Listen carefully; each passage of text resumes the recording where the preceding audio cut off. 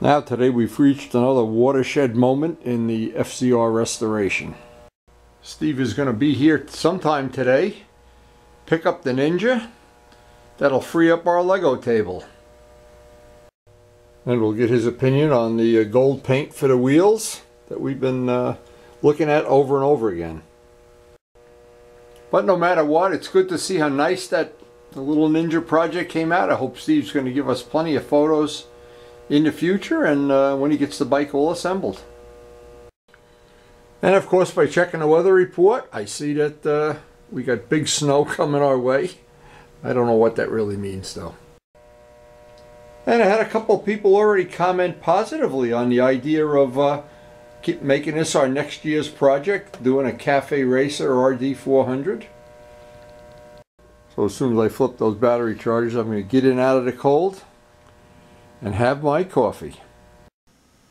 That'll be perfectly honest. When we started this job for Steve and he brought the parts over here, we had all these issues with fisheyes. I had no idea how this was going to ultimately come together.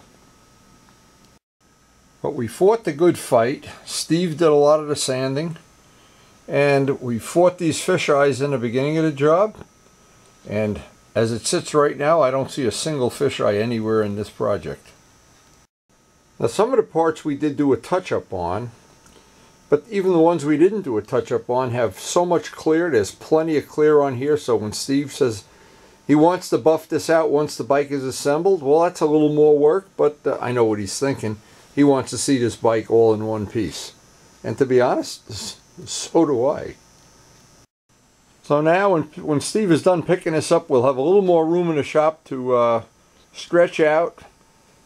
Get our Lego days will be a little less moving stuff around here. And I really hope we don't get big snow like they're predicting. So I'm going to get the stay started off with some 2500 sandpaper, some soapy water, and try to get as much of this sanded as I can in this session. So the first thing to do, of course, is the thing we do all the time. Get a little piece of sandpaper. And boy, look at how old. You think Karen would buy me a... Look at this one's falling apart. I think she's going to have... I'm going to have to go take one of her good ones.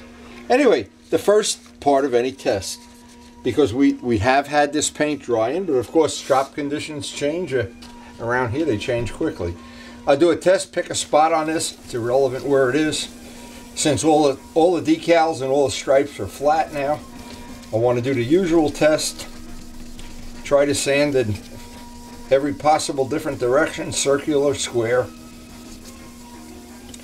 The objective of doing this part is to get everything flat and dull. Nothing shiny when we're done.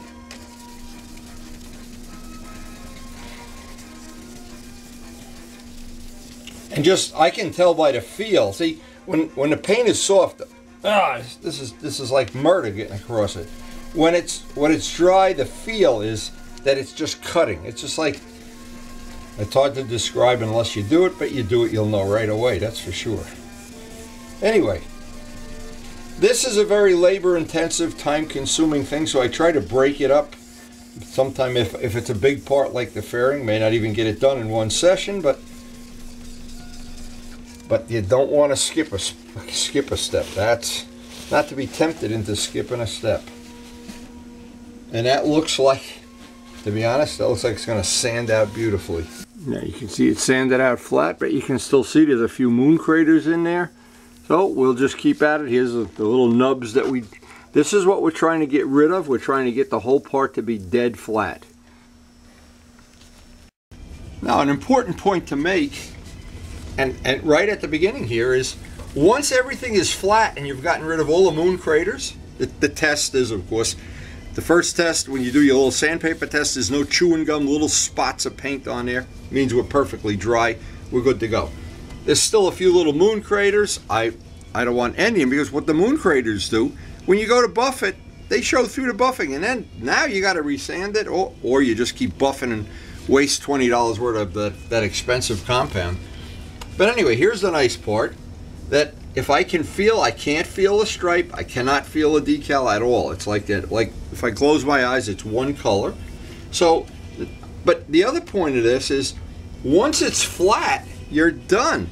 In other words, it would be pointless right now to sit here and sand away at something that's perfectly flat. I'm just removing material that I want to leave on.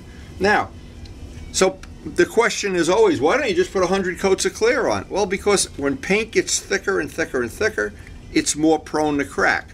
So in a perfect world, if all things were perfect, this paint would be thin as a piece of paper. But the reality is, all our metalwork and plastic and Bondo and whatever, it's just not that way in the real world. In the real world, that's why you sand right from the first coat out, is to get everything flat. The whole objective is to have a flat piece of glass. Even though it's going around corners, flat.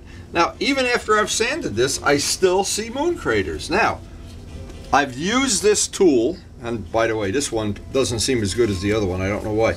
But I've done the old trick of I'll sand in this dimension, go into that corner, then on the flat. So what happens is, with a piece of sandpaper, I'm always cutting. In fact, this part has never done anything. So here's a moon crater right here. I can work that moon crater just like I would. But at some point in time, it's going to be gone, because I'm removing material right now. Now, the minute it's gone, as soon as it's gone, I'm done. I don't want to go any further. That one's done. Now I'm going to look around, pick away, and then I'll find. But the fussier you are now, the better, because if you spend 10 minutes now, when you have that heavy buffing wheel in your hand with that $50 a can compound, you want to minimize that. Doing this is a lot less expensive, and I find it more enjoyable. When I know I'm going to get that part perfectly flat, I get a good satisfaction out of that. So what I tried to do, I tried to get this section, and here I think this is a good little tip too. If you do one section and don't move on to anything else till that one section is done, that you're happy with it, flat, no moon craters, and no shiny spots anywhere. Now, boy, these decals could not have come out better. If you close your eyes, you can't feel anything. Once that's buffed, that's going to be perfect. Now, what I'm going to do is turn the tank around, work the back of it for a while. The idea being that I've got the whole center of this, the raised part, right through to the back done. And then I'll move on. I'll pick another spot, but always dividing it up like it's a checkerboard, or I always say like the map of the United States. Now, sometimes the hardest part of this whole thing is, how do you divide up a part this big or this complex? Well, if you're wrong, see, I always like to think of, if I'm having to make a decision, if I'm wrong, what's the worst that can happen on either side? Well, it looks like what I wanted to do, and I just use this as a good example. I wanted to take this little area, and I wanted to get rid of all the moon craters, get rid of any of the little paint nubs. And I realized halfway into it that maybe I should have divided it in half. And I wanted to, this is the kind of information I wanted to pass on to people, because in the course of doing this for many, many, many years, what always seems to be the problem with any polishing or buffing operation is you bite off more than you can chew. And then you start getting frustrated, or you get aggravated, or you say, well, gee, it looked easier on the video. Well, see, I try to make my videos so as if you were here in the shop with me. They're kind of personal. I don't try to use them in trick photography to make it look like it's easier than it is, or Photoshop or anything.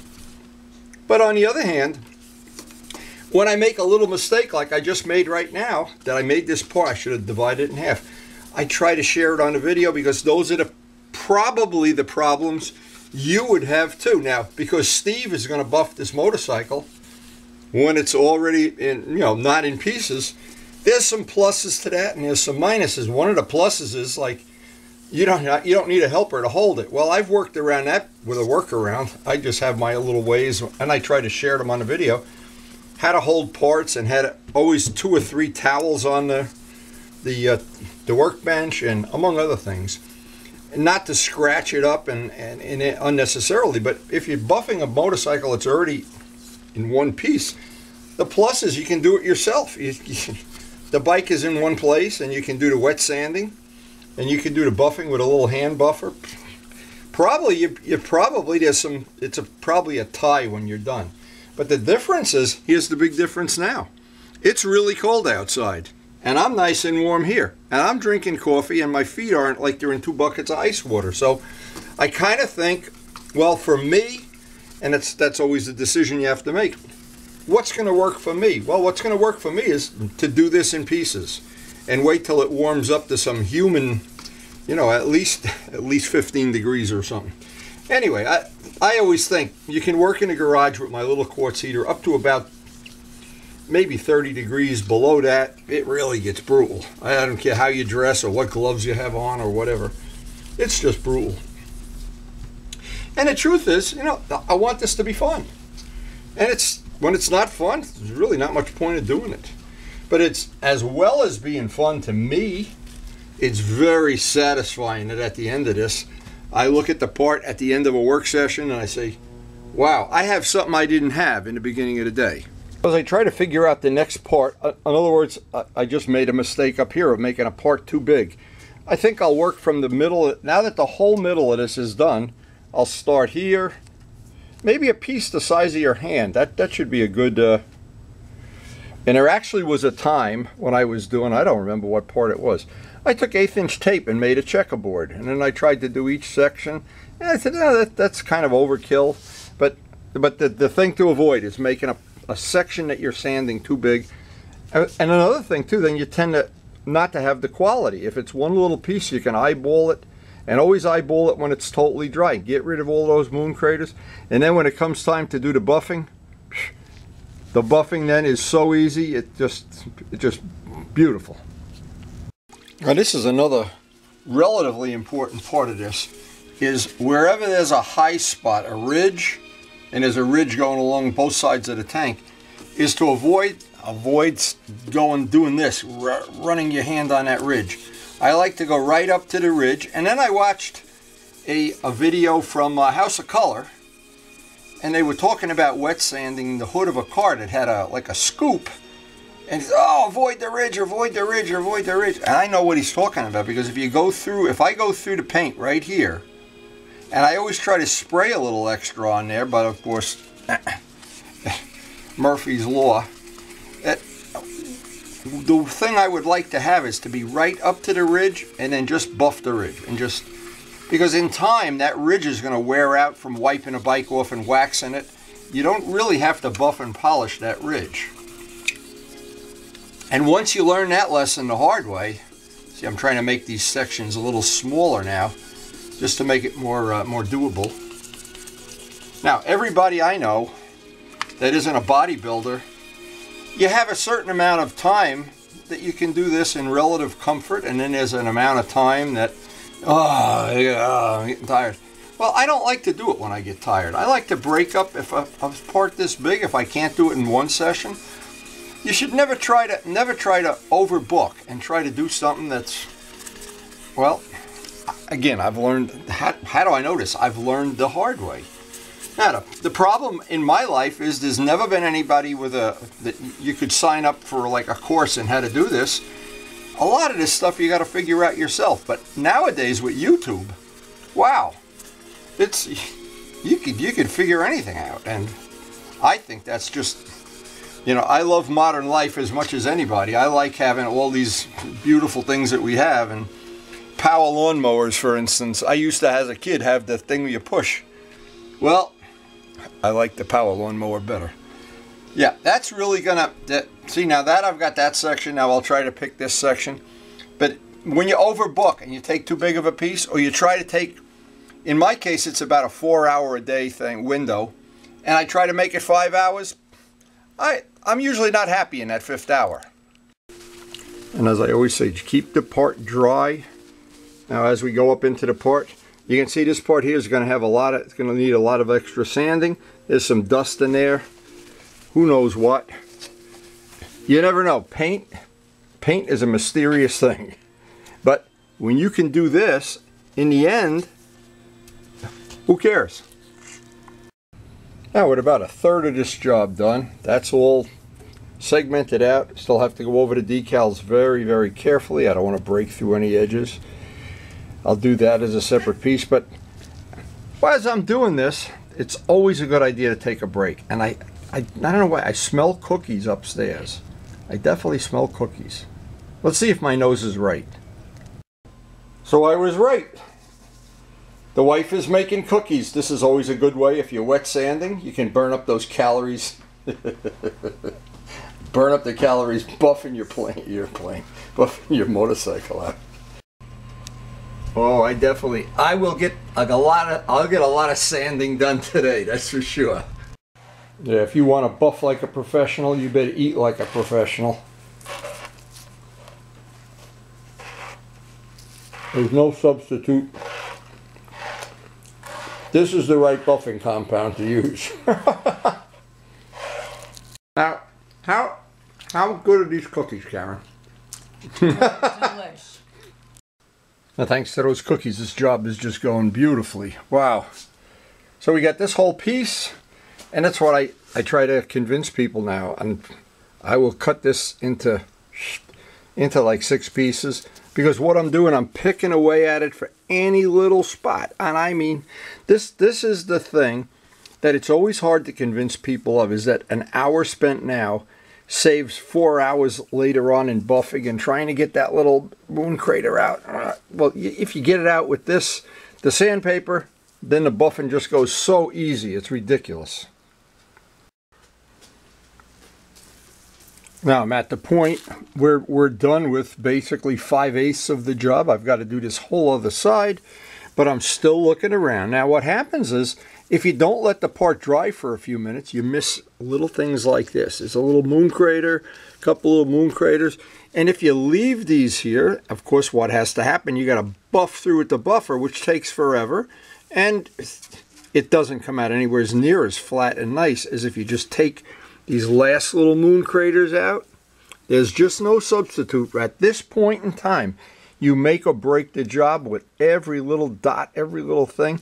And that's the thing that separates the, well, in the world of model planes, the model planes that are always winning awards and the ones that aren't. Little details, but there's endless amounts of details. So, again, before I even start the other side, I'm going to pick away at this. And it's that picking away. Once you get comfortable and used to doing that, you can do this finish on any guitar, any table, any motorcycle, airplane, anything you want. Well, I got one side done. That's a lot of work, believe me. And I'll learn the lesson of before and do this, segment it out. It's just such a hard thing because you really want to do it. And the smell of cookies permeates the house. That at least gives me some ambition here. Burn off the calories from those cookies. Anyway, if you live in a house where they don't make cookies, or for whatever reason you don't like cookies, it's okay. We could still be friends. But you've got to like painting motorcycles. That's the main thing. You got to like painting model airplanes, painting something. Anyway, this is good. This is going to go on, and I may not finish this today. I don't know, because here's the thing too. I don't want to rush this. I don't want to be in a position where I'm looking at the clock or whatever. I'd rather have a quality job that took 2 days than a crappy job that took, 6 hours or something. Now, due to eating extra cookies today, this whole part is ready for buffing, but my arms aren't. And that's always the lesson to learn, is never rush it, never force it. We got big snow coming. I may need these arms for shoveling snow, I don't know, but this part is basically done, ready for buffing.